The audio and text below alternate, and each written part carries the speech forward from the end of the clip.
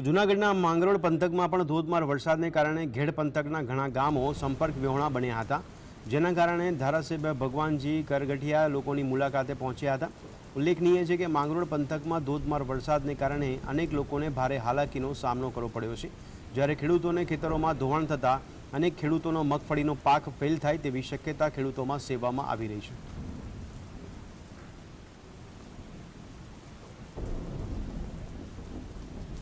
માંગરોળમાં ખૂબ જ 10 થી 12 ઇંચ વરસાદ પડેલો છે, જેને હિસાબે કેશોદ અને માંગરોળનો રોડ બંધ છે, માંગરોળ અને માળિયાનો રસ્તો બંધ છે, તમામ રસ્તા બંધ થઈ ગયા છે। એને હિસાબે આજે મારા વિસ્તારના માંગરોળ કેશોદ રોડ ઉપર આજે નિરીક્ષણ કરવા આવ્યું છે અને ખૂબ જ પાણીનો પ્રવાહ જઈ રહ્યો છે, વાહન વ્યવહારો બંધ છે, એટલે 2-4 કલાક સુધી આ રસ્તો બંધ રહેશે, એટલે કોઈ પણ વાહન આ બાજુ ન નીકળે અને પોતાની સલામત જગ્યાએ ઊભા રહી જાય એટલી વિનંતી કરવામાં આવે છે।